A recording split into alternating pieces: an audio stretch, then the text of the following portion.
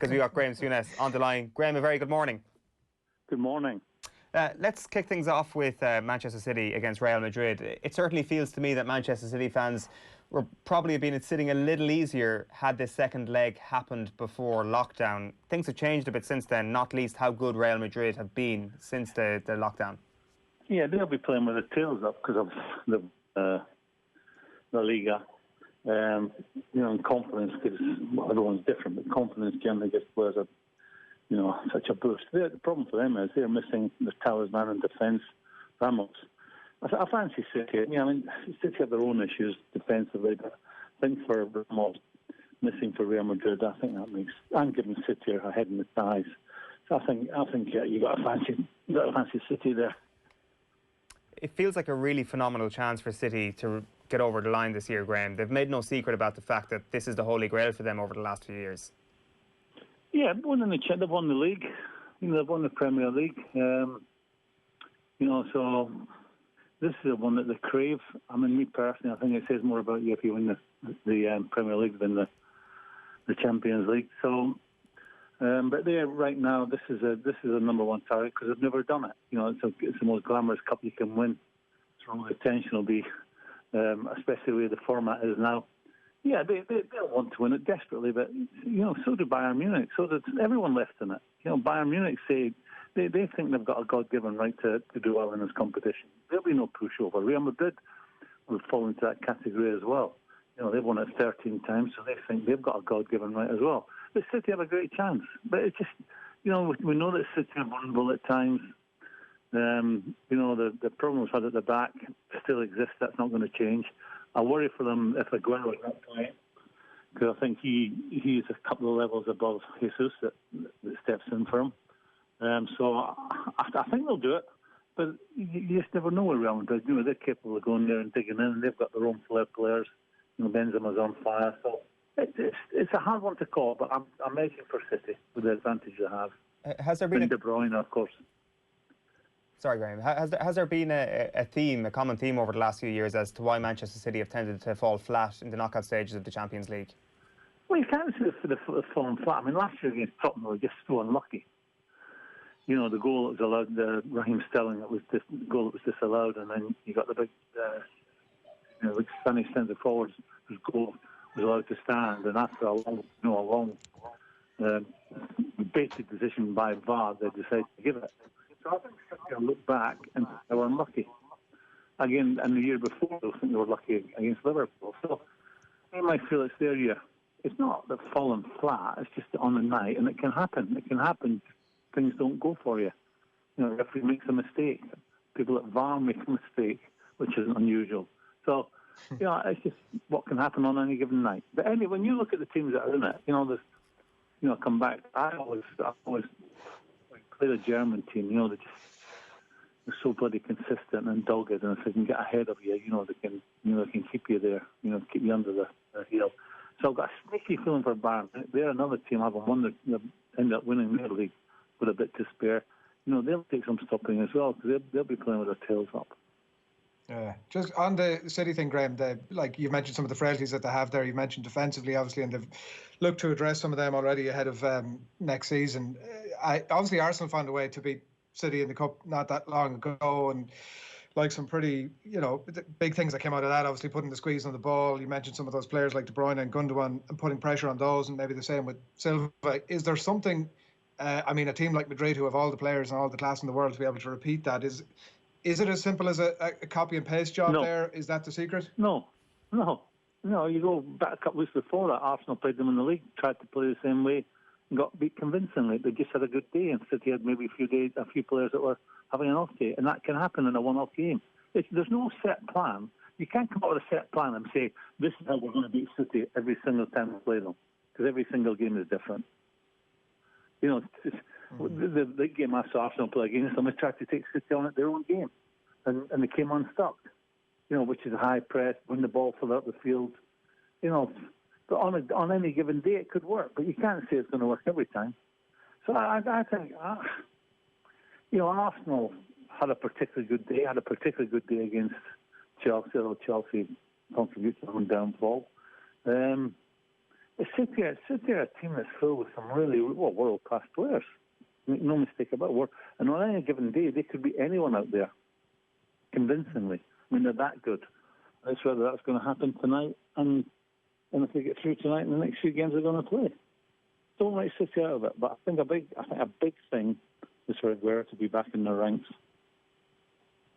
Yeah, and when the Aguero day is done for Manchester City, what a job it is in terms of finding a replacement. You've mentioned the drop down to Jesus as quite significant. I mean, David Silva leaves the club this summer, as has been spoken about quite a bit. It seems that there's a bit of work to do off the pitch this summer, Graeme, in terms of... Well, I believe they were caught last year. I think, this is what I believe, whether I'm right or wrong. I had someone who's genuine and all. I think the company... I think they committed the money, big money, 65 million for Cancelo early on. They were committed. So they've spent the money on defence. And then, because he loves his fullbacks, doesn't he? He sees them as such a bit of the game going forward. And I think the priority, and it's very easy to attack, but I think it was obvious. Vincent Kompany was giving you 12 to 15 games a season. So you're thinking, even if he stays, I've got to get another centre-back, because you've got Otamendi. We know what he is about hit or miss. John Stones, he's not sure about Laporta and his Vincent Kompany. So to go out and spend 65 million, and it doesn't look like he fancies them now a year in, I think it was maybe a mistake. So I think you go with the priority. It should have been a centre half.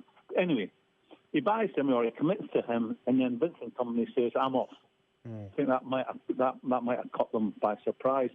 So now he's looking at the situation. He must have been thinking, what is the very worst thing that happened to me this season in the back? That would be my best defender going out for a lengthy period of time. And that's exactly what happened. And that happens to you in management. You think the gods are conspiring against you.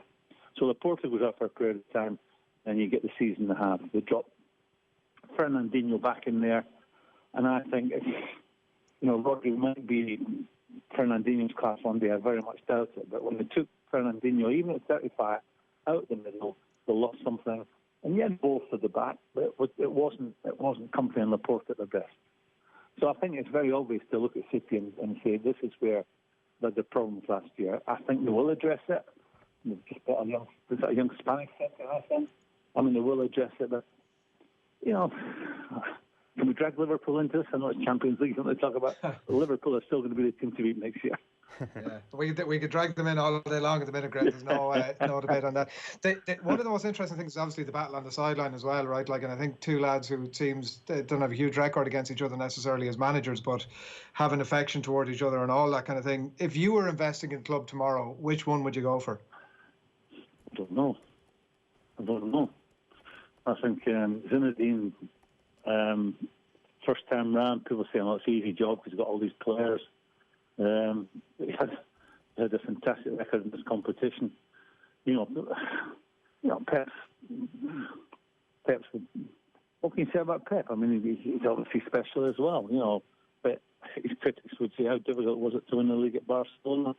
How difficult was it to win the Bundesliga with Bayern Munich? And how difficult would it have been to win the league with City, given that Bayern dominated their league and City had been regular winners a couple of times prior to them arriving at City. So, for him, even for Pep, who's won this competition with Barcelona, he'll want to win it.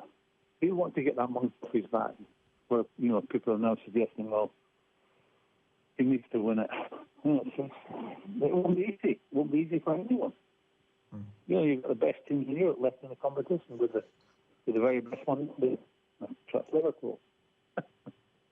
If you were setting up that team tomorrow, Graeme, Gareth Bale might be a conversation that you might be able to have, given sort of his how he's kicking back a little bit at the minute. Zidane has said he obviously hasn't travelled for this game; it's highly documented, and Zidane is saying it's for personal reasons and he doesn't want to go into the reasons behind it. But what we definitely know is that here's a player who's available, and for whatever reason is there's a lot of antics going on up in the stands. He's making his binocular signs. He's a player who should be in the form of his life, Graeme, at that age, one of the best players on the planet, and is flitting away his playing days. Well, I'm not sure he's one of the best players on the planet. He's talented, seems to get lots of injuries, doesn't play enough games, and I think Zinedine made his mind up early. He doesn't fancy it. And I think the top and bottom of the story is he's getting that much money there, and the lifestyle suits him.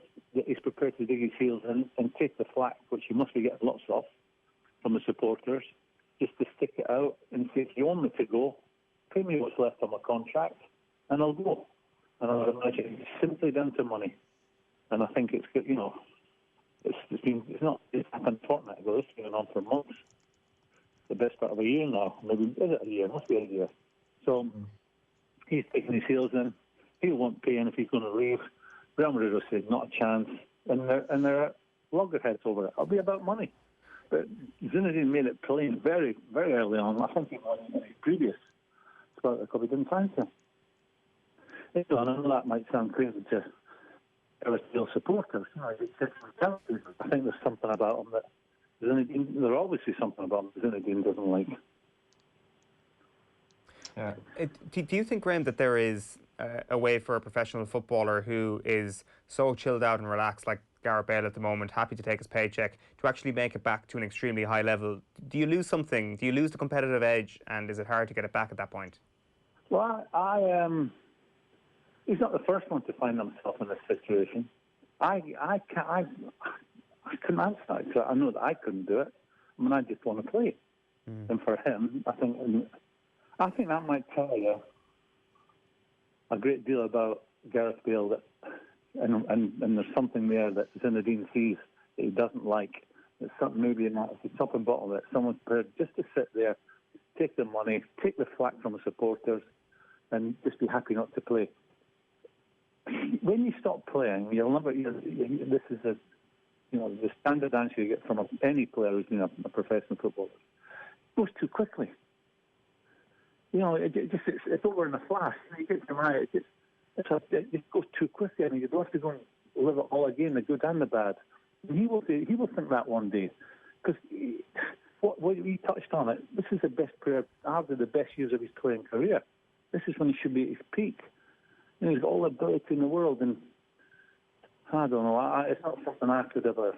It's not a road I could go down where you're just happy to sit there and take the money.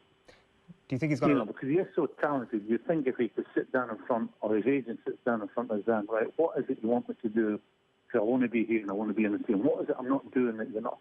That I have to do to make you happy that you're going to play me every week. That I'm going to be undroppable. I wonder if that conversation takes place, because these are years he can never get back. And he'll hit himself for it further down the road. Yeah. I was just about to ask it. It does seem that the way you're talking, Gareth Bale could find himself in a position 10 years' time and really regret these moments. Yeah, so he wins a couple of European Cups and some La Ligas. Ends up, instead of playing 600 games in his career, he ends up playing with half of that. There's no doubt he's got. You think of the goals he's capable of scoring, his quality, his speed, his power. But there's something in his attitude, and it has to be his attitude, that the manager, who's one of the greats of all time. I mean, I'm not sure, not too many managers, and maybe only these two could get Jurgen now, could take their bosses. I'm not going to play him. And they would be screaming at him, but you're devaluing him. He's worth X, and if you don't play him, he's only worth Y. So I think there's very few managers. I can only think of two that get away with that. Could I just ask you then on Zidane, why has he been such a success? It seems that sometimes there's a little bit of confusion around Zidane. Like, obviously he's a legend in that dressing room, and the dressing room is stacked with talent. So they're two very obvious reasons. But is there anything else that you've spotted that has made him the success that he has been as a manager? Well, I think the single biggest reason this year alone, forget what's happened in the past, is the standards that Barca failed to get to. I mean, Barca have been a shadow of their team, so it's made life a wee bit easier after the return. They sort of found another level. Madrid, but Madrid is a great football club. It's not the greatest one out there with the greatest history, and they've got some great players still, but it's not like the Real Madrid from 5 years ago. And I think that when you ask me what Zidane has, he will have the respect of everyone in the dressing room. He obviously knows the club inside out. He'll know the game inside out, and he'll have a way of expressing that, and he's getting his thoughts over that players buy into. So everything about them, everything he's ever done in football is just World Cup winner when they get sent off. But that doesn't happen to anyone. But he's one of the all-time greats. You've got to put him in the top 5, in my opinion, the top 5 that's ever kicked the ball. I mean, he's one of the players I would have paid money just to watch him. No one else on a football pitch. So everything about him, he's successful. Whatever he does, he's successful. And that tells you it's not just luck. It's not happened over 1 season, 2 seasons. He just wherever he does a job, he's successful. But I think this year, life's been made a wee bit easier for him because of the form that some of the Barcelona players have been in. Because it's only the only real challenge there. I think they've dropped off the pace a bit. From this vantage point, Graeme, who's winning the Champions League in your view? Can't tell you. I think on any given night, as I've said already, any given night, any of them could have a special night, and now it goes to the knockout competition especially. You know, where if you have a bad night, you're toast. You're out the door. So it's a really hard one to call. But I think City have a great chance. I think they will beat Real Madrid tonight. Or they'll have to get through tonight.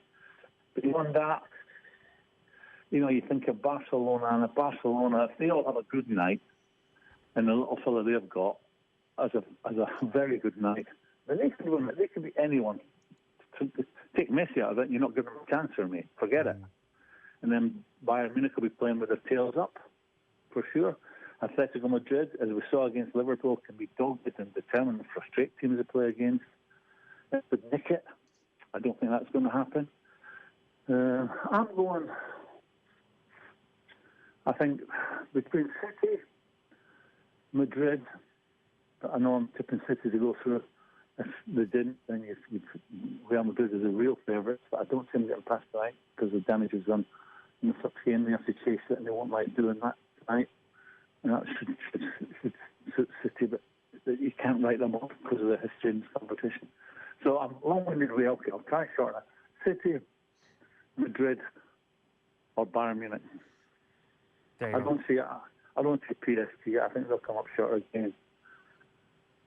And although they've got players, I think they'll come up short again. Right. And Cristiano Ronaldo and Juventus fans will be having a word as well. Listen, Graeme Souness, thanks a million for taking the call this morning. Really appreciate it. No, it's always a pleasure, guys. It's always a pleasure. Cheers. Thanks, Greg.